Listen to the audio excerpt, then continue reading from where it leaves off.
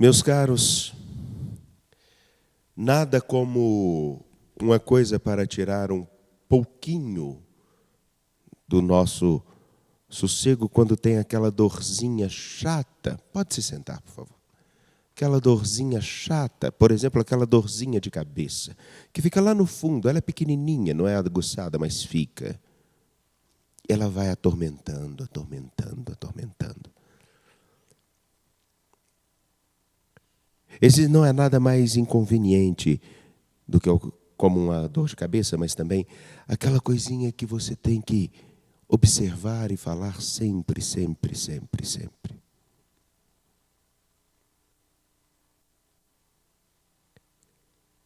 Não há nada mais complicado do que ter que observar situações cotidianas para evitarmos problemas, más interpretações. A vida é assim. Nós temos que tomar o máximo de cuidado para que o nosso agir, o nosso falar, não comuniquem o contrário do que queremos que as pessoas entendam. Isso tudo a partir da nossa conduta. Não há nada mais estranho do que vermos uma pessoa que, ao contrário de incentivar os outros para o bem, para não passarem pelos mesmos problemas que aquela própria pessoa, quem tem a missão de ensinar, passou, e ao contrário de dizer, não vá por aqui, incentivar, vá mesmo, faça assim. Eu falo isso porque me lembro de uma história que eu escutei de uma pessoa que me dizia que não queria trilhar o mesmo caminho que a mãe havia trilhado. E, ao contrário, a mãe incentivava para que ela fizesse as mesmas opções, passasse pelos mesmos caminhos, tivesse as mesmas atitudes que levaram essa mãe a se destruir ao longo da história. E a filha não queria passar por isso. Ela queria, ao contrário, ter uma boa casa, um bom esposo, criar bem os filhos, viver com tranquilidade, com honestidade. Isso era difícil de ser entendido por aquela que deveria incentivar para o caminho no qual encontra-se mais plenitude, mais tranquilidade, menos tormentos. Isso eu estou falando porque todos nós cristãos, todos nós que conhecemos a Jesus Cristo, e se realmente queremos seguir a Jesus Cristo, se realmente amamos a Ele, guardaremos a sua palavra. E guardar a sua palavra, lembremos-nos de São João, é viver os mandamentos. E viver os mandamentos implica, sim, amar a Deus, mas amar ao próximo. Oferecer ao próximo, segundo Mateus, aquilo que eu quero que me seja oferecido.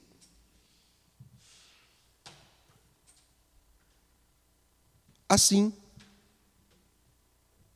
São Paulo a Tito dá uma orientação prática, porque nós temos uma grave tentação, um grave problema, de acharmos que a fé cristã é algo só daqui para cima, da cabeça para cima. Nem da cabeça, às vezes do cérebro para cima. Pensar em Deus, estar voltado para Deus, rezar para Deus, mas daqui para baixo. Não estar à disposição dele.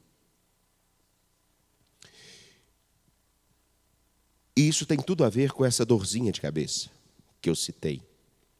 Tem tudo a ver com a necessidade de falar coisas cotidianas, coisas repetidas. Porque aquilo que é mais dito é o que a gente mais precisa ouvir. E São Paulo, ao longo de toda a sua caminhada, lembra a todas as comunidades e aos discípulos que a fé em Jesus Cristo não é só aqui. A fé em Jesus Cristo tem que atingir todo o meu ser. Por isso ele vai dizer que o teu ensinamento seja conforme a sã doutrina. Porque seguir a Jesus Cristo implica não só pensar nele, mas deixar com que a palavra dele encharque e tome forma em todo o nosso ser, de tal modo que, como ontem nós celebramos a dedicação da Basílica de São João de Latrão, lembrando que nós todos devemos ser um templo vivo e formarmos um edifício espiritual no qual o próprio Senhor habita e, de nossa humanidade limitada e frágil, Ele deixa com que a graça de sua bondade, de seu amor e de sua misericórdia, da salvação, chegue às outras pessoas. Porque a sã doutrina, ela ensina todo um modo de viver. Para os mais velhos, que sejam sóbrios, ponderados, prudentes, fortes na fé, na caridade, na paciência. Porque é muito triste quando nós vemos uma pessoa já madura na história perder o horizonte do que já viveu, do que já experimentou e desejar viver como um garoto imprudente, inconsequente e imaturo. Me lembro de um sofrimento de uma pessoa que me disse que tinha um marido e ele teve um câncer, se não me engano, e numa parte do cérebro, me parece que é o lóbulo temporal, o lóbulo frontal, e ele perdeu bastante das noções por uma questão de doença. Perdeu a noção do modo de agir conforme uma moralidade, o respeito. E daí então começou a se comportar como um jovem inconsequente. E ela falava, eu sabia que era uma doença, mas não deixava de me machucar. Pior ainda quando vemos que não é por causa de uma doença, mas por mera inconsequência. As mulheres idosas já formadas e buriladas pela história, que é exigente, ao invés de serem aquelas que caluniam, fofoqueiras. E ao contrário de serem escravas do vinho, sejam mestras do bem, de modo que ensinem as mais jovens, não só a cuidar de casa, não é isso, mas serem mulheres que saibam viver, cuidar, trabalhar e simbolizar a grandeza da mulher na sua integridade mais profunda, que não é só a de ser uma dona de casa, mas de ser um baluarte da ternura, da força. Se existe aquele ditado que diz, atrás de todo grande homem existe uma grande mulher, ser essa expressão. E serem exemplos do modo com que se pode e deve viver a vida bem, mas aí, segundo o Evangelho. Para que os jovens também aprendam, e as jovens também aprendam que a vida inconsequente, ela só nos traz prejuízos. E a verdadeira liberdade, a verdadeira expressão da liberdade é a responsabilidade. Porque quem faz o que quer, como quer, quando quer, de modo inconsequente, não só é escravo da vontade, mas tem a possibilidade de destruir tudo que está à sua volta. Vidas, pessoas e histórias.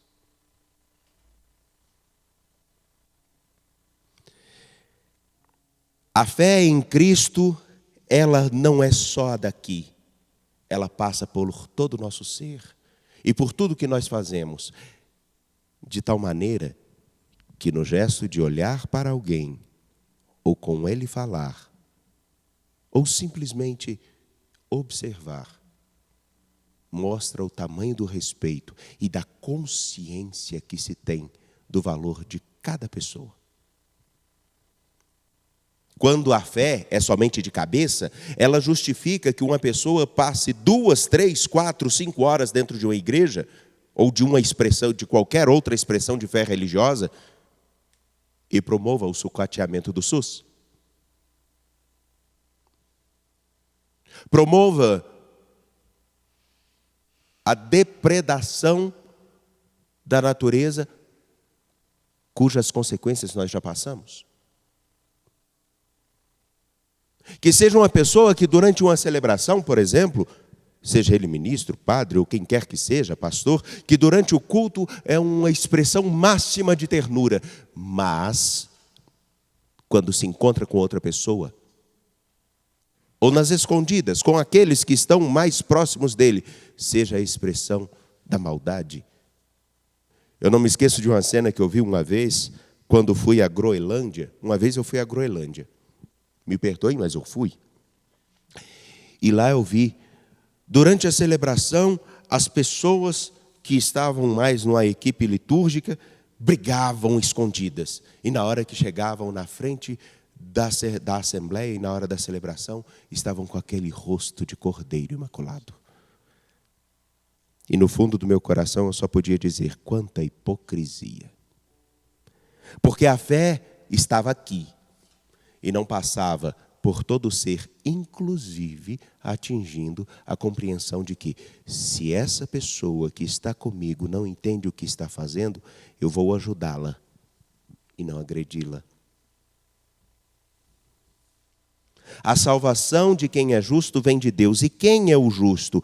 Quem confia no Senhor faz o bem e na terra habita em segurança, porque a sua alegria e o seu coração estão em Deus. E ele percebe que o modo com que ele vive não é simplesmente um favor que se faz ao Senhor. Ele percebe que assumir o caminho com Jesus Cristo não é simplesmente um favor a este ou aquele, mas é cumprir aquilo que Santo Agostinho disse. A verdadeira liberdade é se tornar escravo de Cristo. Como assim? Porque à medida com que observamos a sua palavra, nos dedicamos a colocá-la em prática, nós começamos a formar em nós um homem e uma mulher melhor. Um homem e uma mulher mais responsáveis. Um homem e uma mulher que não serão simplesmente questionados pelas suas atitudes inconsequentes, mas serão expressão da coerência entre o que diz e faz, mesmo que para isso leve um tempo a se formar. É aquele homem que compreende que o bem que eu quero para os outros, ele começa a ser promovido em mim. E isso é exigente. Por isso, se tornar escravo de Cristo é viver a verdadeira liberdade. Porque ao contrário de acharmos que fazer o que queremos é liberdade, e destruirmos o que está à nossa volta, a liberdade, ela implica em responsabilidade de pensar. O que eu estou fazendo pode ser repetido por qualquer pessoa, a qualquer tempo, inclusive contra mim? Aquilo que eu estou fazendo, aquilo que eu acredito, aquilo que eu promovo, pode ser aplicado contra mim? O modo com que eu falo, posso receber a mesma exortação? O modo com que eu observo, o modo com que eu cobiço, o modo com que eu articulo para conseguir os meus interesses, pode ser usado também contra mim? Seria como se eu dissesse, matar é permitido, então podem me matar. A verdadeira liberdade é tomar a consciência de que o que eu faço implica na vida deste, daquele e também na minha.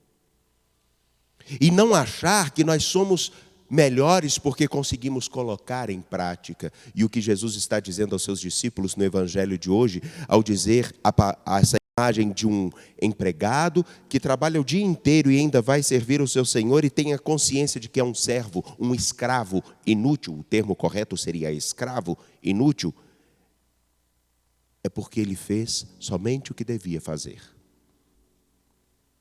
Não é mérito meu buscar ser um bom padre, e não sei se eu sou. Não é mérito meu e seu ser um bom cristão.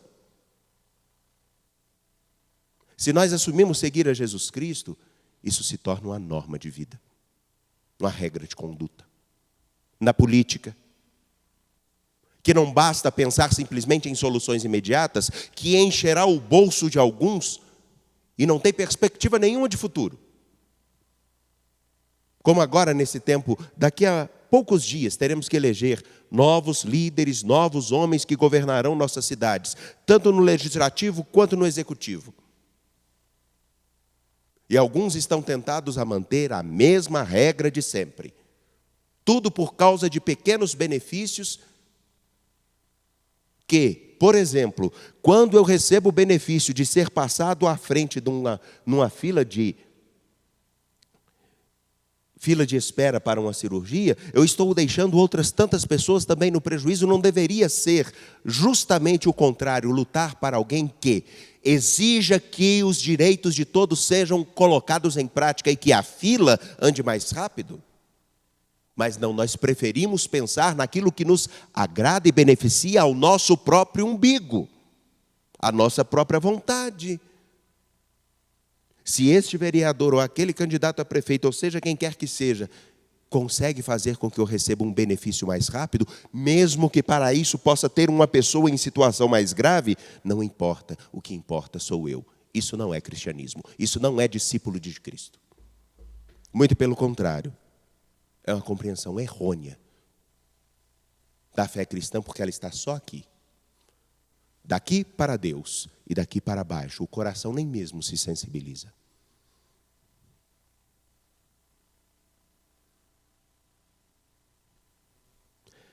Não é mérito nosso sermos bons. Não é mérito nosso simplesmente colocarmos a palavra de Cristo em prática. É um benefício para nós. Ser um bom pai de família, ser uma boa mãe, ser um bom padre, ser um bom bispo, ser um bom pastor, ser um bom funcionário, conforme a prática do Evangelho, oferecendo o melhor que se pode, é um benefício para todos nós. Porque a bondade não tem preço. A ignorância, a vaidade, pelo contrário, quando se tornam, a vaidade, quando se torna algo que é buscado a ferro e fogo, pelo contrário, destrói. Jesus, ao dizer aos seus discípulos essa imagem de que o importante é colocar em prática a palavra daquele que nos conduz, ele está dizendo, se nós somos os primeiros beneficiados, pelo menos, nós fizemos o que devíamos fazer. Que o Senhor nos ajude e nos oriente para que saibamos, na palavra e na vida, sermos coerentes com a fé que professamos. E não sejamos homens que têm um cérebro muito crente e um agir muito ateu. Confiando no Senhor, apresentemos nossas preces.